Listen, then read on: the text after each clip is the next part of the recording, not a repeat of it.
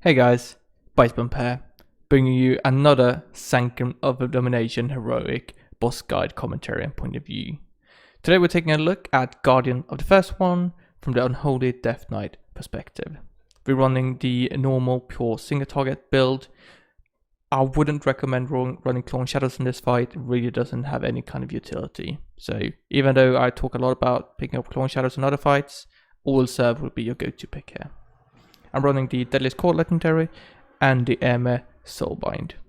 Let's just jump straight into it. We lost some pull here.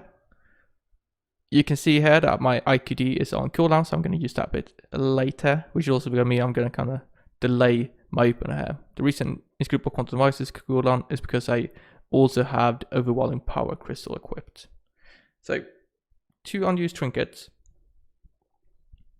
Generally not the greatest idea. However, I got a good eye level, Overwhelming Power Crystal, and I just noticed today that when Overwhelming Power Crystal deals a tiny bit of damage to you, that actually procs the Airmare trait, which gives you mastery whenever you deal damage to something which is above 90% HP.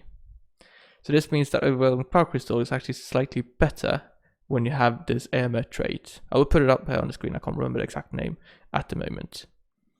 Do note the date of this video, because this might be hotfixed quite quickly. So don't think that this is going to work when you try it out, because it might have already changed. And I already reported it, so they might fix it tomorrow.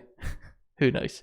It's not like game breaking either, so I'm not sure if they're going to fix it or not. But it's just a nice thing, right?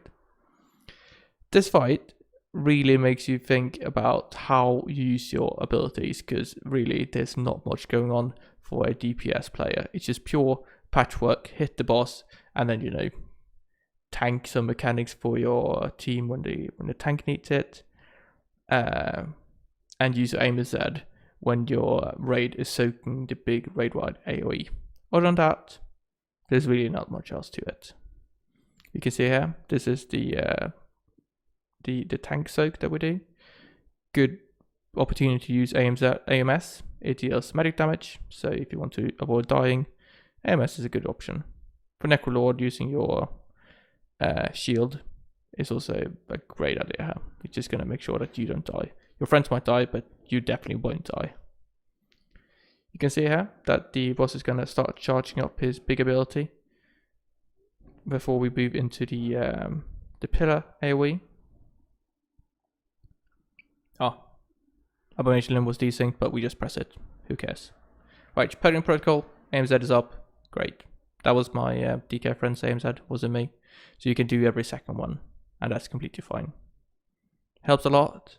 Helps a lot for your raid when you're trying to survive, because it is a big hit that comes through. And if you're doing like multiple ones, you are going to want big raid series, and AMZ is perfect for that.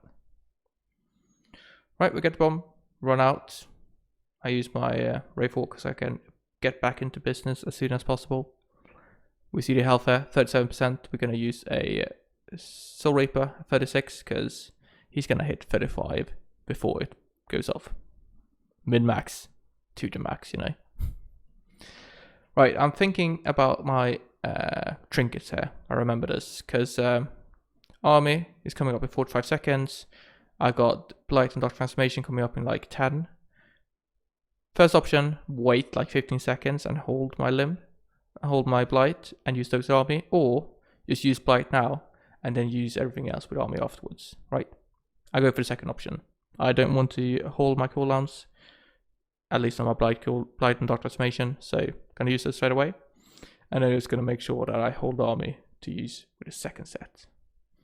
However, this turns to be a bit of a mistake, and the reason for that is that we have our Overwhelming Power Crystal, and our Inscrutable Quantum Device is going to sync up, so I can only use one during my cooldowns here.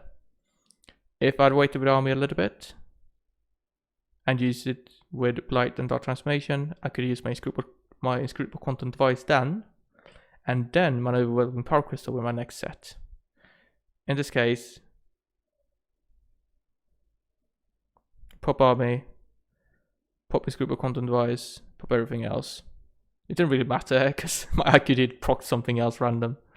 happens. But boss is too low in health here, which means that I will not be able to use my overwhelming power crystal with my other stuff, right? I won't have any cooldowns for it. So I think what I'm going to opt for here is just use it straight away. Let's see if I do that, because boss is at 7% health. We need to use it if we want to get any value from it at the end. When do I realize? There we go. All right. Like 10 seconds too late, man. Could I got an extra, 50 DPS there? I don't know. Anyway. I hope it's useful when I discuss this kind of cooldown timings, because I think it's one of the things you need to focus a lot on if you want to improve your DPS. Think about exactly when you want to use the cooldowns, exactly when you want to use the trinkets, and that's going to help you optimize to, get the most out of your class. Anyway, that was everything I had for you today. Do leave a comment down below if you have any questions, anything to say. Upvote, downvote, consider subscribing, follow me on the Acros Discord, and yeah, thank you very much for watching, and stay tuned for more content. Thank you.